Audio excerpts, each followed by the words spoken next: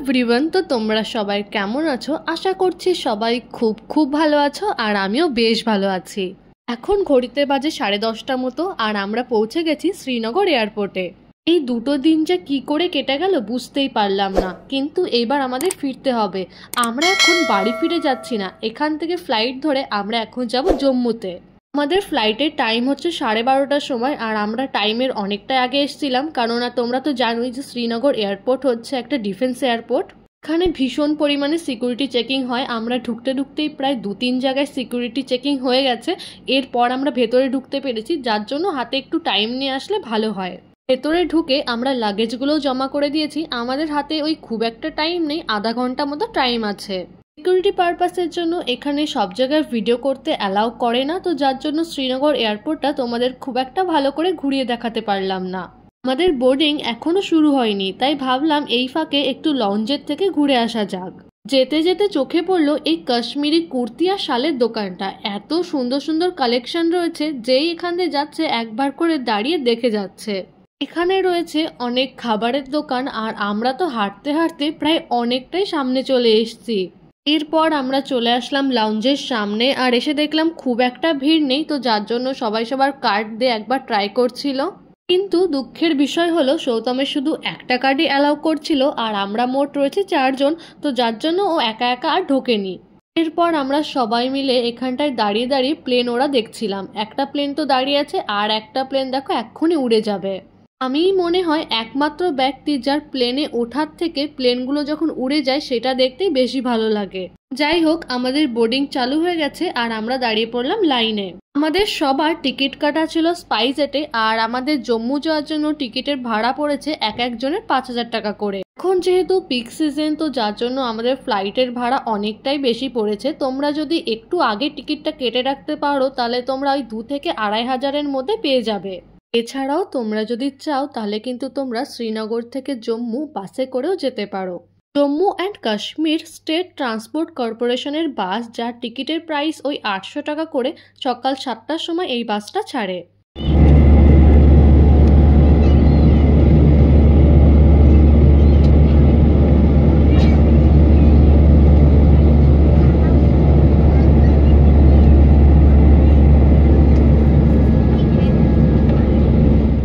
আমরা নেমে পড়লাম জম্মু এয়ারপোর্টে। ভীষণ কম টাইমের একটা ফ্লাইট ছিল, ওই 45 থেকে 50 মিনিট মতো সময় লেগেছে। জম্মু এয়ারপোর্টেও সিকিউরিটি পারপাসের জন্য বাইরে কোনো রকম ভিডিও করা অ্যালাউ করে না। আমরা এখন চলে এসেছি লাগেজগুলো কালেক্ট করতে। জম্মু এয়ারপোর্টটাও বেশ সুন্দর, আর এখানটায় দেখো লেখা রয়েছে ওয়েলকাম টু জম্মু। আমরা আমাদের সব লাগেজই পেয়ে গেছি। এইবার আমরা বাইরে বেরিয়ে যাব। আমাদের জন্য অলরেডি গাড়ি এসে দাঁড়িয়ে রয়েছে।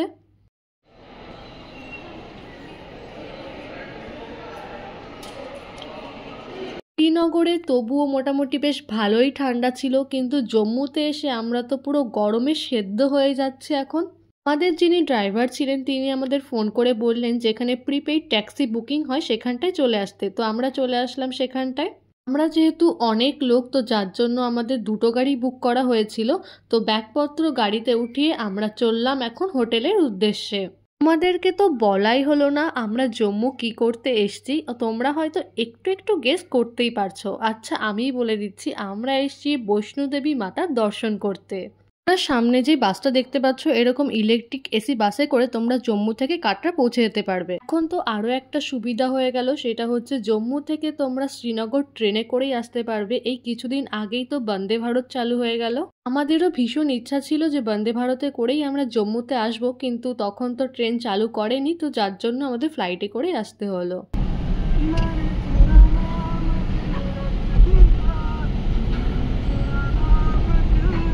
হোটেলে যাওয়ার সময় আমরা দেখছিলাম যে পুরো রাস্তায় কাজ হচ্ছে, বড় বড় ফ্লাইওভার তৈরি হচ্ছে, রাস্তাগুলো আরো চওড়া করছে। আমরা কাটরাতে যেই হোটেলটা বুক করেছি সেটা একদমই বৈষ্ণোদেবী মন্দিরের কাছেই রয়েছে, আর আমাদের যেতে আর আধা ঘন্টা মতো সময় লাগবে। এই জায়গাটা যে কি দারুণ লাগছিল, ভাবা যায় এত বড় বড় পাহাড়গুলো কেটে এত সুন্দর সুন্দর রাস্তা করে দিয়েছে। তোমাদেরকে তো বলাই হলো না যে এয়ারপোর্ট থেকে হোটেল ছাড়তে আমাদের গাড়ি ভাড়া কত করে নিচ্ছে।